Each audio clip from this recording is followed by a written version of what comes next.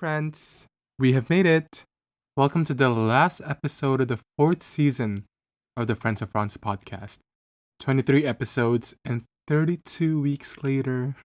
I'm sorry for the delay of the last episode. Your boy was a bit busy during API month, and I also wanted everyone to marinate on the past episodes because today's episode, being the final one, is a special one indeed because it's so different from all the rest. You joined me this season from the first few episodes about more traditional medicine and practices like TCM, Ayurveda, yoga, to a bit more modern science and medicine with a touch of holistic aspects like ketamine therapy, postnatal confinement, PDRN, and skincare, and to even more contemporary sciences like the specialized topics of cardiology and cancer risk, cosmetic science, dietetics, and now we have reached our last topic.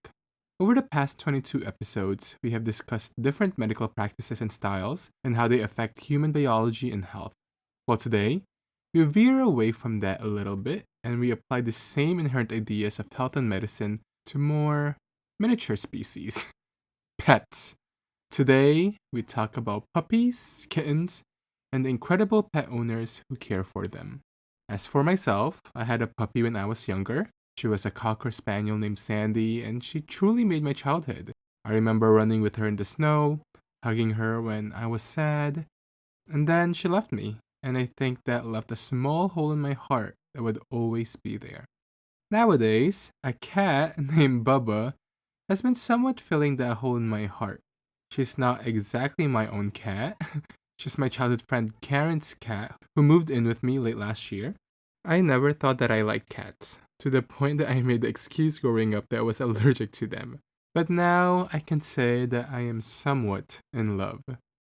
Truly, pets and animals as a whole not only exist as separate species, but I believe that they actually augment and enhance the human experience. And today, we will explore how that happens. I am so honored to be joined today by my dear friend, Dr. Jessie Tong, a board certified emergency and general practice veterinarian, coming all the way from Canada, but now he's practicing here in New York. With his experience from his veterinary studies back at the University of Calgary to his small animal rotating internship here in New York City, we learn not only the ins and outs about the health of puppies and kittens, but also the heart behind their pet owners. I cannot wait for you to hear this final episode, and I just want to say thank you to all of you who stuck with us until the end of the season. I must say, the Friends of Franz podcast will take quite a long break after this season. So thank you to everyone who listened from the past several years, since 2021, from over 100 countries worldwide, and are still here now. Thank you, thank you, thank you. Okay, let's go. What a positive ending. Do you get red after a sip of alcohol? Well, I do, and it actually has a name. The alcohol flush reaction, and in my case, the infamous Asian glow. But something I didn't realize is that Asian glow isn't just a cosmetic issue, it's a real health risk, linked to increased cancer risk and poor alcohol metabolism. Thankfully, Join is here to help, an AAPI and woman-founded supplement brand that was created to be the most effective natural solution to support people with alcohol flush and recovery, while boosting overall health. Made with clinically studied, all-natural ingredients like glutathione, milk thistle, and B vitamins, you can now finally feel confident when you drink. Get 20% off your first order at jointhefun.com. That's JOYNTHEFUN.com with the code FRANZ. That's FRANZ. Let's give the Asian glow a different meaning. What if a single cup of tea could hold a century of stories? Day Tea is a 5-generation family business crafting award-winning high-mountain oolong teas in Taiwan since 1918. Grown at the highest elevations, every leaf is hand-picked, all-natural, and nurtured without additives or herbicides. The result is an array of complex flavors that evolve with each steep, honored at tasting competitions in France and Japan. From premium loose leaf and tea bags to ready-to-drink cold brew bottles, every sip is an invitation to slow down, savor, and connect. Discover tea as it's meant to be experienced. Use code FRANZ that's FRANZ, for 10% off at daetea.co. That's DAETEA.co. Valid until February 14, 2026. Brew it hot, brew it cold. Take a moment for you. How do you know when something actually tastes good to an Asian person? When they say, it's not too sweet. And that's precisely what Wild Mannered set out to do. Founded by two childhood best friends who were tired of drinks that were too sweet, too artificial, and left them with worse hangovers. Wild Mannered is an Asian American founded brand focused on bridging people together with all natural, shareable soju cocktails. With flavors like strawberry basil, cucumber lime mint, and pineapple ginger, every sip is made with the real fruits and botanicals and perfectly balanced at a lighter 13% ABV. Refreshing, smooth, and never too sweet. Get 10% off your first order with code FRANZ, that's FRANZ, at drinkwildmannered.com, or hit the store locator to find them in stores across New York City. Make your next get-together a little more wild-mannered. Hi everyone, welcome to another episode of the Friends of France podcast. Actually, scratch another episode. It's the last episode of the season, and I'm so excited and so honored to introduce to you this surprise and secret topic. It's something that I didn't think that we would talk about again in the podcast because it's so different from our usual topics. We have the perfect person here today. Dr. Jesse, thank you so much for joining us today. Yeah, thank you so much for inviting me. Yeah, hi. Hi, everyone. If you could first introduce yourself to everybody, thank you. Yeah, so my name is Dr. Jesse Tong. I grew up in Hong Kong and in Canada, and now I'm working here in New York. I'm a GP and also emergency kind of overnight ER vet as well. And yeah, that's me. Oh my gosh. I had a puppy when I was younger. Her name was Sandy. She was a Cocker Oh. Spaniel. Actually, not a puppy because she passed away after a few years. And I don't realize how much of a pivotal moment it is for a pet to die or pass away for a kid, right? And since then, I was like, ugh, I can't ever have a pet. Ever again. So actually, I've never had any pet afterwards. I think I was so heartbroken, so traumatized. But recently, I've been like, oh, I think I want a puppy again. I think my friend who remarried recently, she was like, it's kind of the feeling of you had a divorce, and then for many years you Oh, don't want any any, anything romantic, and then yeah, I don't know, you're like, oh, I think I'm ready for love again. it's So I feel time. like I feel like I have the same feeling of I think I'm ready to love another pet again. But Hmm. the field of veterinary medicine is just even way beyond just that part of like puppies and all the emotion involved in it. But this whole branch of science and medicine is so complex. I remember during our first season, we had Dr. Zonram Liao, who's also a vet, and he was telling us that, well, we'll need a whole year for this whole episode on vet because it's not just about puppies, right? It's all about every other animal. So I'm curious for you, what led you into this field that led you to study and I guess practice when it comes to all things animals? Yeah, he's absolutely right. It's so many different species, different life stages, lots of different things you can do in the field too. And I think that was one big draw to the field for me as well. In human medicine, you kind of have the dentists and different specialties, cardiology and surgery and whatnot. And then, but kind of as a vet, we do have those specialties too. But really, as a general practitioner, if you're confident in your skills, if you've done the necessary CE and license, and the certifications and all that, you're able to do the surgeries. You can deal with eye cases, ear cases, skin issues, kind of pediatric puppy kitten stuff, but also senior palliative care stuff. So it's very very wide range of medicine, and that was something I really enjoyed and really drew me to the field. I mean, yeah, I kind of grew up with the family dog, like a lot of other people around us had the family dog. Volunteered and worked at some animal shelters like ASPCA and stuff, and then just naturally really liked the sciences, more so the biochem part. I couldn't really do physics or math, like worst subjects ever.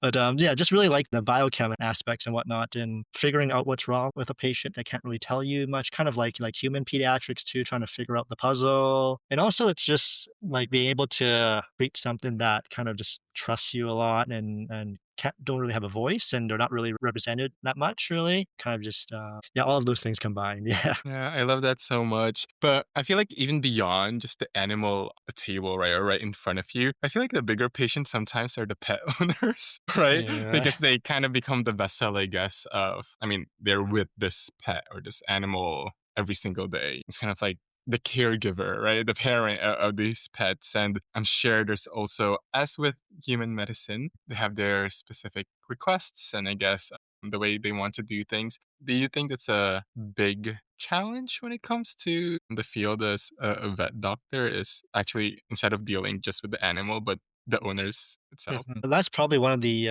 bigger barriers to care, I would say. I don't know who said it once or where I read it once, but you kind of can't care more than the owner. You know, you can have a puppy or kitten, a guinea pig, a fish, any species that comes in and you can figure out what's wrong, or even before you figure out what's wrong, you know, you wanna run them some tests, and then maybe you have a suspicion and on some differentials and whatnot, and then let's say you have an answer and you know clearly how to treat this, how to manage it, but the owner doesn't want to, or the owner just physically can't afford to because it's gotten really expensive lately, or just emotionally they don't want to, you know, let's say manage a cancer patient or manage, you know, multiple medications multiple times a day. So it's really as much as the owners can do. You can kind of, you know, tell them recommendations, but you know, you really can't, and you also shouldn't make them feel guilty that they can't do anything. You have to be really understanding that, you know, you can make all of your recommendation, kind of tell them what you think the best plan for it is, and then it's kind of up to them as well. Yeah, for sure. I mean, Mhm. now I want to talk about the actual health aspect though, because I feel like that's where a lot of the specific situation we're talking about, right? I feel like Mhm. animals as a whole, which is what makes this field so complex, is, me as a nurse, I'm so specialized in cardiology, right? I've been working this for so long where I'm like, yeah, I know what to do Mhm. with this patient. Like, you can bring me any patient in the room, and I have a gist of like, okay, cardiac wise, this is what we're doing. It's like for animals, depending on the animal, right? Different body sizes, body types, and different species. It's so interesting to think that, well, first of all, that you had to study and practice with as many animals, right? But then just the conversation of just me thinking of studying about every animal that there is, or at least what you study in vet school. I was like, oh my gosh, I don't think I could do that. Even a human alone is already so complex. I can't Mhm. imagine different animals. But for today's conversation, we're going to focus on only two. I guess Mhm. the most common pets. I don't know if statistically they're the most common pets. And also for those listening, today here in New York City, it was raining literally cats and dogs. Yeah. So those are the two animals that we'll be talking about are cats and dogs because I was working from home today and literally I'm typing on my computer. I'm like, is it raining outside? And then I look outside. I'm like, oh my gosh, it's flooding. It's raining cats and dogs. So when it Mhm. comes to cats and dogs, what are the top three health issues that we commonly see? And I guess how can Mhm. owners help prevent them? Yeah. So for cats, probably the most common I've seen in our older cats would be kidney issues. We see a lot of chronic kidney disease cats. My first cat had chronic kidney disease. It's a pretty common disease. Dental disease is a big one. Cats are notoriously hard to get them to let you brush their teeth. They have their own personalities and their own, Mm-hmm. you know, it's going to be tough to brush a cat's teeth. We see urinary issues sometimes, like UTIs or like blockages and stuff like that. See some overweight cats a lot in New York, probably because they don't have a lot of space to run around in. Mm-hmm. Those are probably the most common, and I guess just like both cats and dogs, just vomiting, diarrhea, pretty common, especially our dogs outside if they just, you know, there's so much like street meat and gross stuff out there that they can lick up. We see a lot of vomiting, diarrhea in dogs, a lot of skin issue in dogs and ear infections, especially like a day like today when it's raining a lot. And then let's say you have a nice fluffy dog, you go home, you miss one spot and then they lie down and sleep on the couch and that spot turns into a little skin infection or hot spot or water Mm-hmm. gets in their ears and they get a little ear infection. That's pretty common too. Weight issues in dogs too. Yeah, we see some pretty plump dogs around here. The But food see is what too the good. the food is good, lots of different options and not a lot of time and space to run around, walk around in, Mm-hmm. yeah. Yeah, that's probably the most common few things we see. Yeah, and I think those are mostly like a lot of acute things, I guess, that people would come to see a vet, right? But I'm Mhm, curious about when it comes to more expected conditions and I guess issues when it comes to aging. I feel like, mhm, for humans, the older we get, we have this series of like geriatric syndromes and just more of conditions that's just brought about by years of just like hypertension and high cholesterol, and it just kind of like becomes a cascade of things. When it comes Uh-huh. to pets, I guess how can owners tell the difference between normal aging changes and signs of like actually more acute or even deeper and unseen illnesses? Yeah, that's a tough one because dogs and cats, especially cats, they really like to hide their Mm, symptoms and hide their signs and not kind of show when they're sick. I'd probably say like it's more looking at gradual changes rather than like sudden, like you said, acute changes in your dogs and cats. Let's say, that black Labrador that's starting to get some more gray hairs and whatnot mm, versus, oh hey, why is my dog suddenly losing patches of fur, or why is our hair coat really thin suddenly, that type of thing. Generally slowing down a little bit more, maybe not being able to go for walks or play with your little laser at home as much versus, "Oh, hey, the past week we've been sleeping a lot," or, we're not kind of just stiff, we're kind of like limping now, like we're moving slower, we're kind of actually whining a little bit more, we're like limping a little bit more, we're not able to like jump on and off the couch or the bed anymore, that mhm, type of thing. Dogs and cats can get kind of cataracts and stuff too, which, that's aging changes, or they can get a cloudy eyes and whatnot versus, oh, the eye looks really red, or it looks really bulgy, or it's squinting more. A gradually slowing down eating versus my dog loves food, and then for the past, 24 hours, we haven't eaten anything.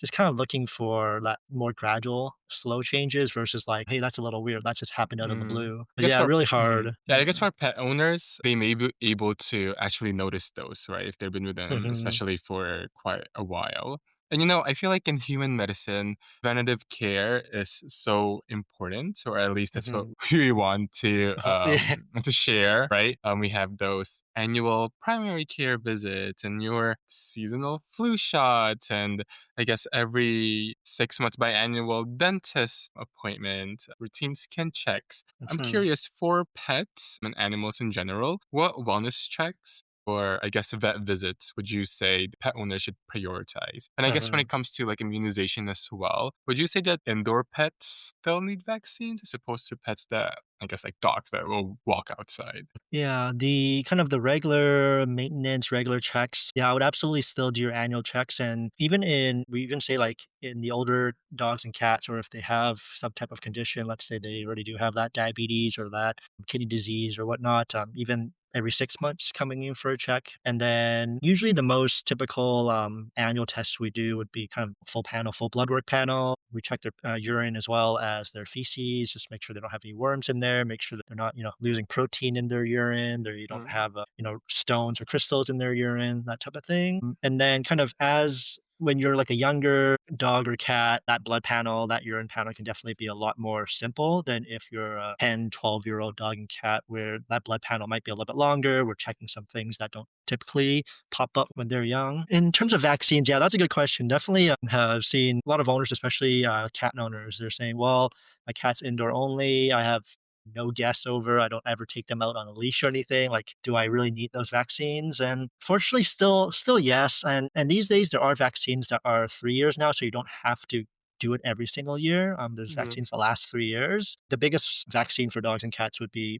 rabies. And mm, that's kind of a legal vaccine in many states. Very very fatal consequences, both in pets and in humans if it's not curable. Not long, sorry, quick painful death. So definitely need to do that rabies vaccine. The other stuff, the combo vaccines and whatnot, still I would recommend doing them because you can spread those through your clothes, your shoes from the mm, outside. Let's say you're going out of town and you have a rover dog or cat sitter come by. Even if your cat's always at home, hey, that rover person might have seen four, mhm, five, six other cats and dogs. Have seen maybe less so in New York because most people are in apartments, so it doesn't happen as much. If your dog or cat kind of escapes while you open the door and then you lose mhm, them for a few days, like what if they pick something up? You need to board or send your dog or cat to daycare or something like that, or overnight facilities. Let's say you're going out of town or something like that. They can definitely pick diseases up from there. Yeah, still, even if your dog's kind of outside in a stroller, kind of almost 24/7, I would still recommend that. That's good to know. It's very interesting to hear if there are any vaccine hesitant and anti-vaxxers within the pet field as well. Well, now knowing that, I wanted to even dive deeper into one of our two animals today. Okay, I'm a bit biased, but I honestly prefer dogs more. Actually, one of my childhood best friends, Karen, if she's hearing this, I'm sorry. She's moving in actually to my Oh, nice. home and she has a cat. Yeah, She has a that's cat. it'll be great. It'll be fun. So this will be breaking my cat virginity, and Mm-mm. hopefully the cat and I will get along. Uh-huh. But we'll talk about a cat in another section. But dogs, let me bring back the happy memories to my childhood puppy, Sandy. Tired of health fads and fleeting trends? Reprise Health takes wellness back to its roots, back to all natural remedies that have truly stood the test of time.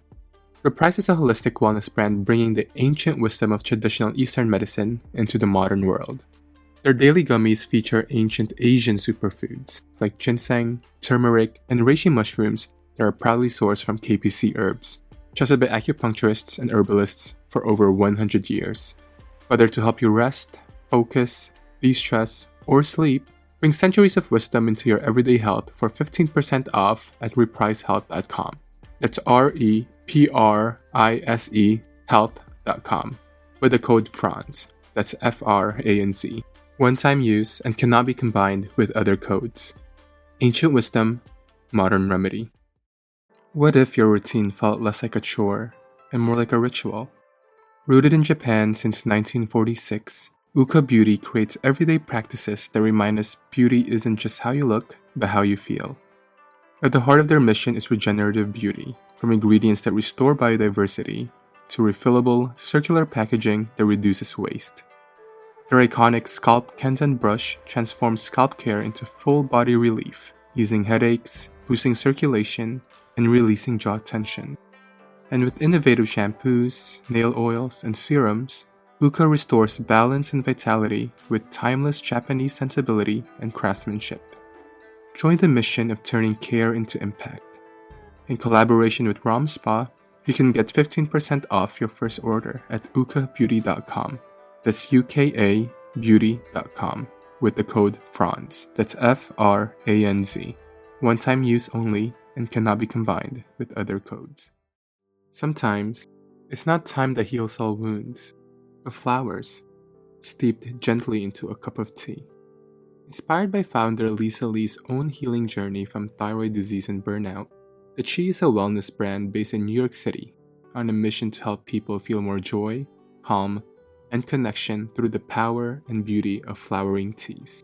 The Chi was born from the discovery of rare, single-origin whole flower teas rooted in centuries-old Eastern rituals. Each bloom is hand-picked at peak vitality by small family-owned farms across Asia to offer a grounding, sensorial experience that reconnects you to yourself, one cup at a time.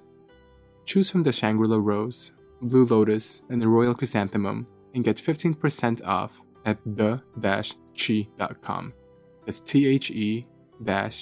the-qy.com with the code FRANZ. That's FRANZ. One-time use and cannot be combined with other codes. Drink flowers, feel alive. I feel like one of the most well-known phrases in the world is dogs are a man's best friend. I'm curious, Mhm. where did this title or saying originate from? And across all the animals and pets that you've seen, is there actually truth to this based on the, I guess, the relationships that you see between pet owners and their different pets? Yeah, I'm a little biased too. I mean, I'm not supposed to be biased. I'm not, I'm supposed to like every species equally. But if I had to pick, even as lazy as I am, and I don't like sometimes, especially today, walking my dog outside in this rain and wind, Mhm. a little bit biased towards dogs. And I do have to say, there's definitely some truth to that. Like, I mean, dogs have been with humans for so many years, all the way back in history. They're hunting, protection, just pure companionship and that emotional support, emotional bond as well. Yeah, so it probably just comes from just how loyal they are to you. There's a lot of dogs that loves everyone, but there's still they're just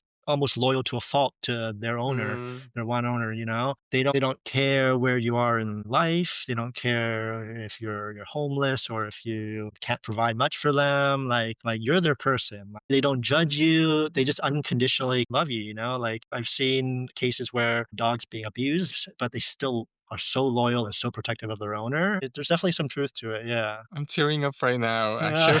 actually. Oh my Oh, gosh. Yeah, it's a very interesting relationship, right? mhm. Sometimes it makes you wish that I wish there's humans who are these loving and these unconditional as Mhm. these puppies, right? I think a friend, she's had her dog for quite a while, and she was like, my dog is a hopeless romantic. She's like, I believe Yeah. the dogs are hopeless romantics. I was like, oh, same. Yeah. Anyways, well, when it comes to dogs, speaking of the rain too, I remember when my puppy, and it was like storming outside and we hear the thunder, the dog becomes so anxious, right? And Yeah. so stressed. And I feel like dogs are also so emotional and so sensitive, especially when it comes to separation anxiety or whatnot. I guess for pet owners, how can you tell if your dog is actually anxious? Right. Mhm. And I guess when it comes to separation anxiety, I guess what's the best way to approach that? Yeah, so the kind of the most obvious signs and the most extreme signs that we've seen, just the typical kind of when you leave, we whine a lot, we bark a lot, your lovely neighbor writes a complaint to the board saying, hey, this dog's been barking for 5 hours straight, that type of thing. We have seen like anxiety get so high where pee or poop indoors, Mm, you know, they just kind of they don't do it on purpose or anything like that. They're just so anxious, so scared. That's kind of their way of releasing all that kind of tension and stress. More subtle signs, I mean, I guess shaking, you know, the whole body shaking isn't that subtle, but lip licking, the ears kind of being pinned back, kind of giving you that side eye sometimes. Like, I guess this isn't really like separation anxiety, but anxiety in general. If they're just like mm, really nervous, their eyes are huge mm, and they'll have that whale eye, that side eye kind of situation going on. They might pant more, their tail, they might tuck that tail underneath their little belly there. And then for us, I'll have to probably be first to admit, like, I'm personally not the best in terms of behavior and training. Like we have lots of different medications for those things. We have like short-term stuff like trazodone or gabapentin, kind of similar to like the human mhm, medications as mhm, well. And then for more like long-term, more chronic usage, we have SSRIs like Zoloft and Prozac and stuff like that too. mhm, mhm, So kind of little, and we do have quite a few dogs just on that Prozac as well. There's supplements and stuff. There's pheromones you can do. There's also more and more emerging kind of alternative like CBD stuff coming out. mhm, I think it started off mostly kind of in that Pacific Northwest Seattle area, and it's getting more and more popular, Colorado, stuff like that. So there's always some supplements and stuff like that too. If that kind of anxiety and that stress is so high, especially in dogs that have kind of a murky history and you just adopt them and you don't know much about what happened when they were a little bit younger, definitely finding like either a dog trainer or even like a board certified residency trained like vet behaviorist. There's mm. not a lot of them around. They're kind of hard to come by, but there are a few around there. Get a little telehealth or a little appointment going on with them. Talk about what's going on. Go for that training. Kind of come up with a little cocktail of SSRIs and stuff, and kind of go from there. Yeah, it's definitely just like a human, right? Yeah. Well, that's good to know. Well, I wanted to list some statements that I found online to be common, and actually some are questions of mine. Just some Mhm. true and false statements regarding puppies and dogs, and just let us know if it's true or false. I'm very curious Yeah. actually to know some of the answers to this. If a dog wags its tail, it's always happy. Not always. It's mostly kind of the amount and how relaxed that tail is, and the amount of wagging is definitely there's more like of a positive response if it's a really nice relaxed tail. The wagging is kind of going crazy, that type of thing. But even just any type of stimulus or arousal can cause that little tail wag. They can be excited or happy, or even if they're nervous or kind of like, hey, like what's going on? I'm kind of uncertain. Even aggression. Like I've definitely seen dogs bite with their tail wagging. So Mm, like it's not always like if that tail is like really like tight and like jerky kind of versus that mm, nice and flowy, relaxed wag. Yeah, there's differences. So not always. It kind of just indicates there's some arousal going on. mhm, got it. Yeah. How about a Yeah. warm, dry nose means a dog is sick? Also not necessary because it can change even with, let's say, like now you're turning on the AC or I guess the heat Mm, more, different seasons, different temperature, even throughout the day can fluctuate. I would more look out for if there's any like sneezing or discharge from the nose, or if the nose looks like crusty and dry and kind of cracked. I would look at those things. Yeah. Got it. Big dogs always have shorter lifespans than small dogs. I actually think that's statistically correct. That actually I Mm, think is true. Yeah. Obviously, if you take a very well taken care of big dog versus a small dog that's neglected, that's different. But if they're like both equally well taken care of and barring an accident or something like that, on average, yeah, I think it's because bigger dogs just have to grow quicker. It's like that accelerated growth and they just mhm, kind of age a little bit quicker. They get more like earlier onset of like bone issues, like mm, cancer issues, maybe like more stress on the heart, on the organs and mhm. whatnot. Yeah, I think that's actually true. Okay, and last one for dogs. Some human foods can be dangerous or toxic to dogs. Yeah, absolutely. Yeah, we see that super often. And nowadays owners are more and more aware, but yeah, the most common things we see are grapes or raisins. That can Mm, cause kidney failure. Everyone kind of knows about the chocolate or caffeine type of thing in high doses.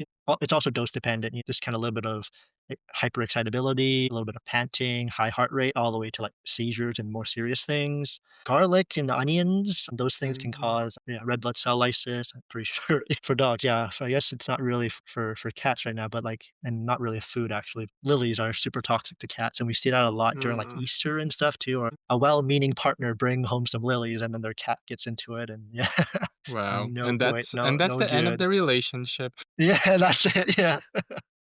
Imagine if skincare could do more, but with less. Meet Remsen, a New York brand made in South Korea, where world-leading innovation meets the no-nonsense energy of New York City. Their essential duo keeps it effective and efficient with high-quality ingredients.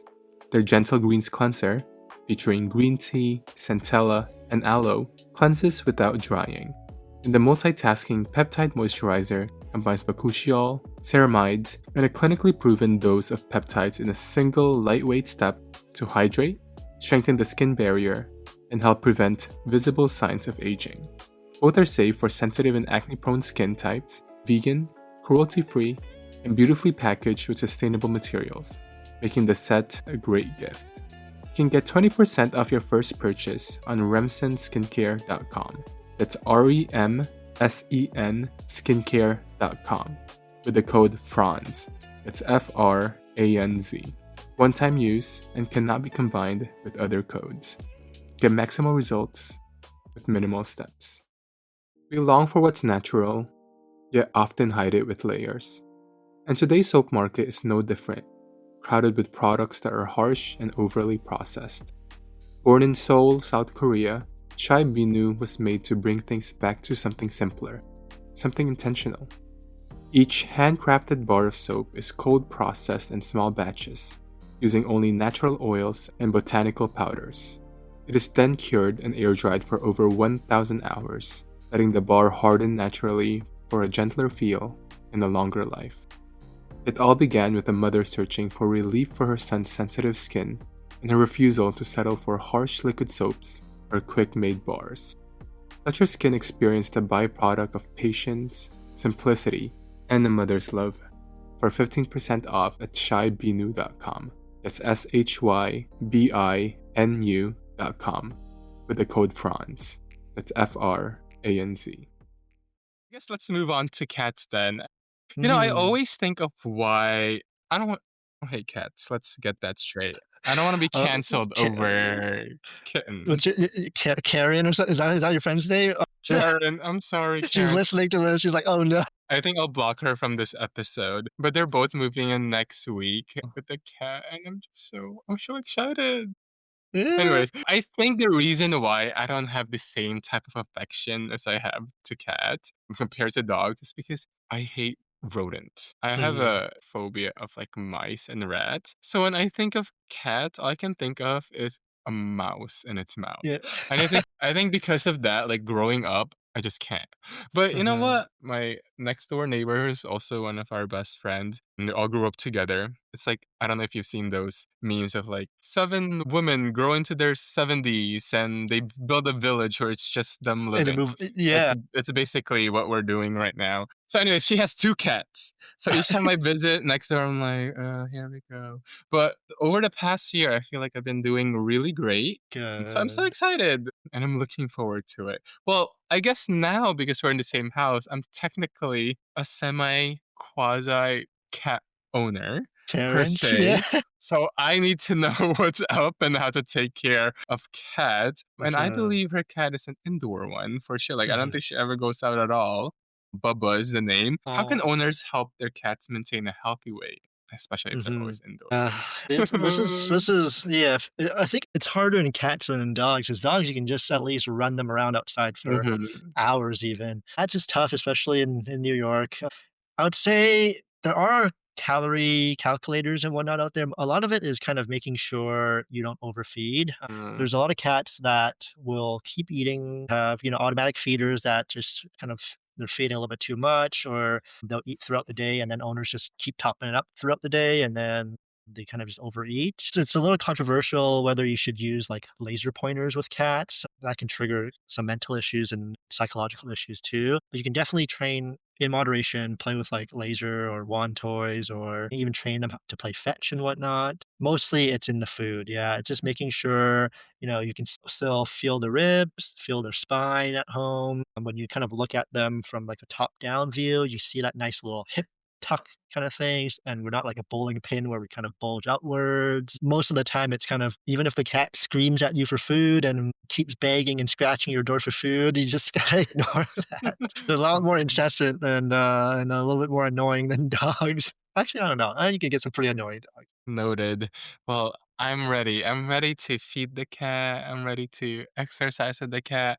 Maybe download Yeah. a fitness pal for cats for Yeah. calorie counting. And I've also had the sense too that cats are more independent than dogs, Mhm. right? Like you can Mhm. literally leave them at home and Yeah. not be as worried as when, let's say, you're leaving your puppy that you have to walk, right? And I guess in that sense too, like you mentioned earlier, cats may not show their emotions Mm. compared to dogs. So in that sense, I guess how can owners tell if their cat is stressed or anxious or in pain, even if it seems like they're hiding it? Yeah. Yeah, definitely much, much harder in cats and dogs because they don't like to show signs. I mean, I've heard of stories where a cat kind of knows that they're unfortunately passing away and they kind of hide in the closet, they hide behind the couch, and they kind of pass away there. It's like they definitely know when they're sick and they definitely hide it. So, yeah, kind of like look out for generally a cat that's hiding more than usual, kind of burrowing in their little box or their little crate more. They're under the bed a lot. They're behind the door, that type of thing. If you normally have a very loving and kind and chill cat, and suddenly they're more easily irritable and annoyed and even aggressive, hey, maybe there's some pain somewhere. Maybe there's some, is it arthritis or hyperthyroidism, abdominal pain, some type of pain going on. Cats are very clean creatures. They love grooming themselves and licking and brushing themselves. So if they're really overweight, you might notice that they're not grooming themselves as much. But that's a sign that, hey, maybe we should go down on the weight. If our hair coat looks a little bit more dull than usual, there's more dandruff, there's more, that shine isn't there. That could be a sign as well. If now we're avoiding the litter box or we're peeing and pooping outside of the litter box because they're so clean, like if they can help it, they're Mhm. not going to pee or poop next to the bed, for example. They're going to want to use that litter box. So if they're urinating and defecating in different places, that's a sign. But yeah, it's a lot tougher in cats, and that's where maybe even that annual exam, the annual blood work, that type of stuff, annual urine testing, all of that comes into play too. I see. That's good to know. I'm taking notes of all of the. And you Well, can now I message me want. anytime too. Thank you. I have an on-call cat expert. When I look at a cat, I'm like, there's times where, I go next door and my friend has her 2 cats and she's like, I'm gonna go to the store quickly. I'm like, you're leaving me with the 2 cats? And I'm literally there in the middle of the sofa and these 2 cats are just running around. I have no idea what to do. I And don't I know feel like what they to can do. sense it too. They can I sense know. like if someone's not I a know. cat person. I know. And they're staring at me. I'm just like, hi, how are you? Well, I wanted to ask some true or false questions when it comes to Yeah. cats this time. And again, this will be so helpful for me. Purring always means that a cat is happy. I feel like this one's more reliable than the tail wagging in dogs, Mm, actually. Yeah, generally purring is kind of like cats like content, happy, they're in a good place. I have seen purring as kind of like self like soothing type of like feeling. mm, Like I've seen it where like a cat's finished with like surgery or something, and we give them lots of pain meds and whatnot. But if they're in some sort of pain or there's some sort of stress, that purring can be like a self kind of anti-pain, anti-anxiety mhm, type mhm. of reaction or response as well. Sometimes maybe they can use it to try to get some attention or get food and whatnot. But usually, I think purring is a much more reliable measure of happiness versus like that tail wagging in dogs. Oh, that's so interesting. How about indoor cats can get parasites or fleas? So I've still seen cats get Mm, worms and whatnot indoors. I think it's mostly kind of tracked in by the human. Like let's say you have some clothing or your shoes or something, you mm, step in something and then you come back in. Fleas are they don't tend to really do much with humans, but they can absolutely stay on your clothing for months and months. They can stay in the environment for up to 90 days. They're very pretty hardy, long living little gross things. oh no. I've seen, let's say, like contaminated food or like if owners are feeding like raw food or raw meat, they can get worms from that. You can get mosquito bites too, but like mosquito bites can spread things. Or like if your cat is in the same household as a dog, absolutely like super easy for that cat to get Mm, stuff too. If your dog isn't, if they both aren't preventatives and stuff. mhm, mhm. I see. Given that then, especially for like indoor cats, I guess there might be less likelihood for things to be introduced, but obviously not impossible, as you say. So does that mean that cats don't need routine visits like dogs do, or at Mhm. least the frequency of it? I feel like they still need it, yeah, just mostly Mm, because they're so good at hiding signs and mm, just you might just miss kind of things that you catch early and you can treat early and kind of prevent more serious issues down the line. I feel like they're just yeah, they definitely still need that annual care, those annual vaccines, or I guess every 3-year vaccines. You can catch kidney disease early, you can catch, mm, hyperthyroidism early. You can, as sad as it is, I've caught even like lymphoma like very, very young in cats, mm. and you think, oh, cancer, old cat thing, but you can catch it younger as well. Dental disease, you can catch that early, and hopefully you can start doing some stuff for that before it gets too bad. What if your night out could come with a smarter tomorrow? Meet Dayguard, a Korean inspired functional jelly stick designed to support liver health, hydration, gut balance, and vitamin replenishment when drinking alcohol.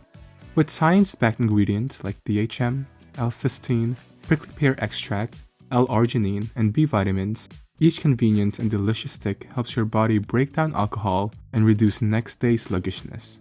Just take one stick before your first drink of the night and support your body's natural recovery so you can wake up refreshed.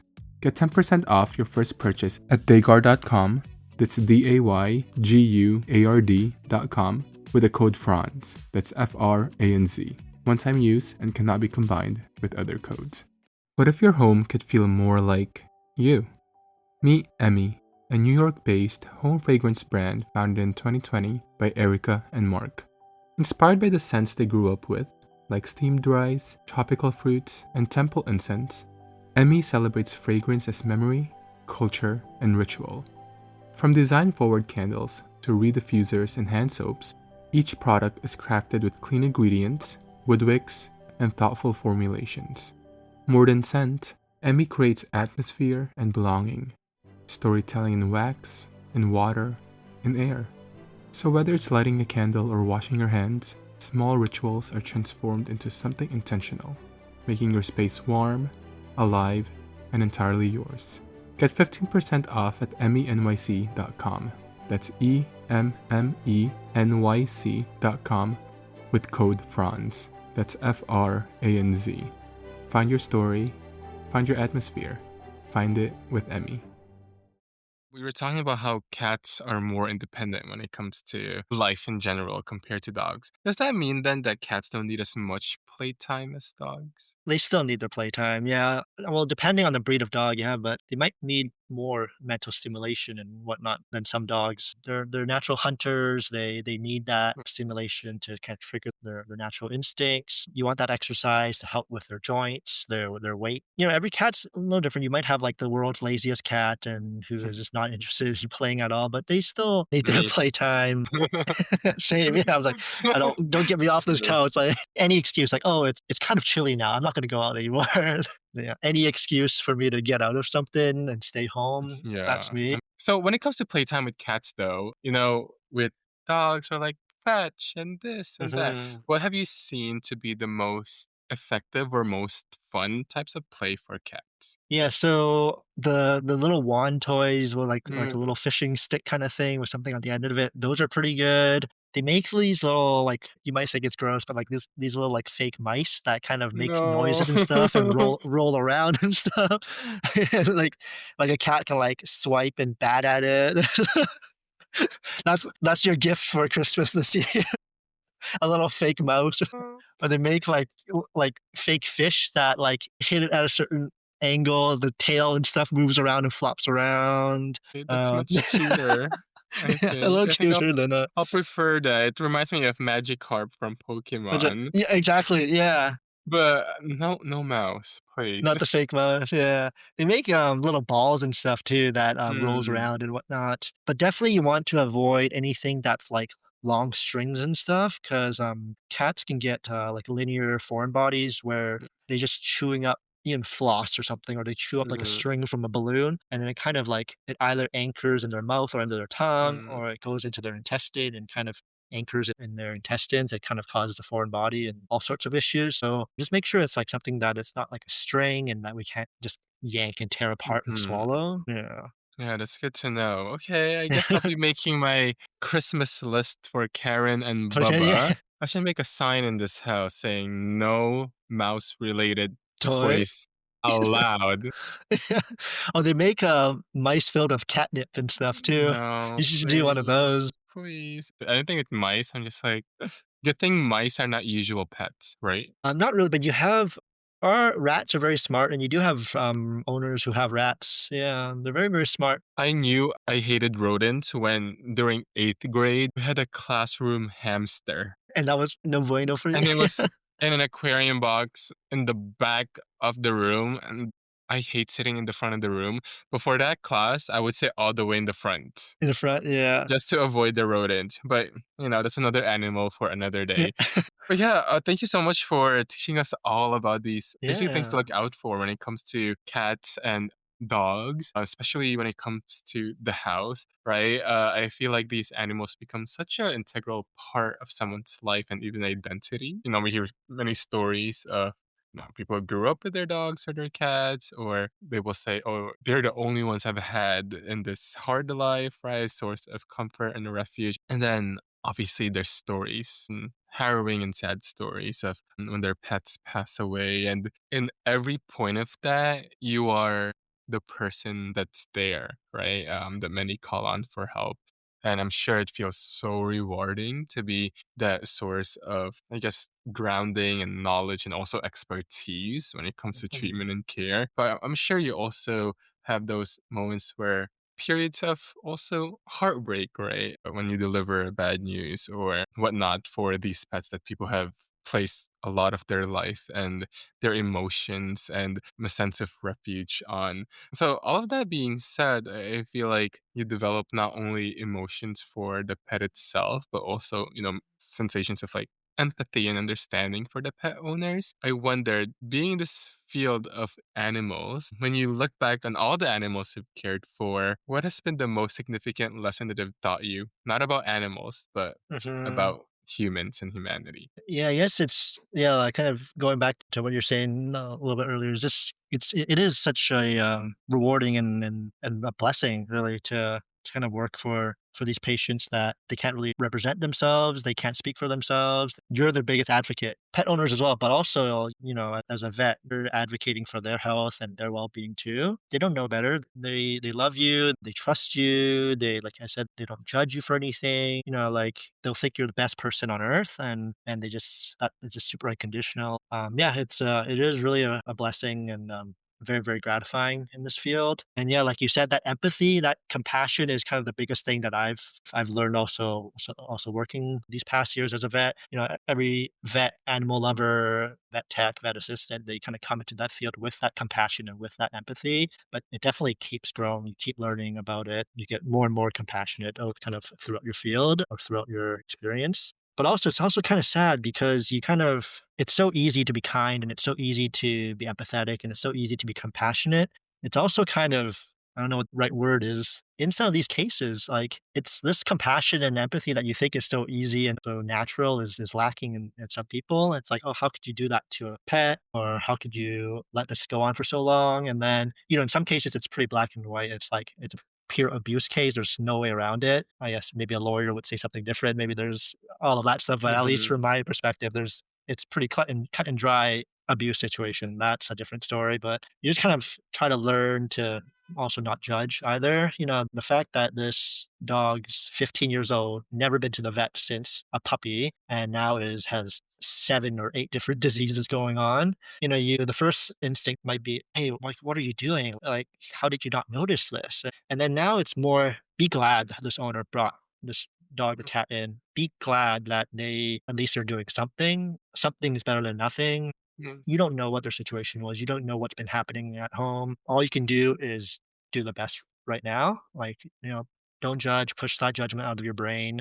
Deal with what you can, deal with however much, because you also have to see what that owner can do at home too. Like, hey, if they're unable to give insulin injections twice a day, then you got to have a conversation with them. Like, if you have to, work with your team now and, you're advocating for this patient, hey, your dog has all of these things going on. We really need to figure out these things. Maybe these first two are the most life threatening, most important to Mhm. deal with.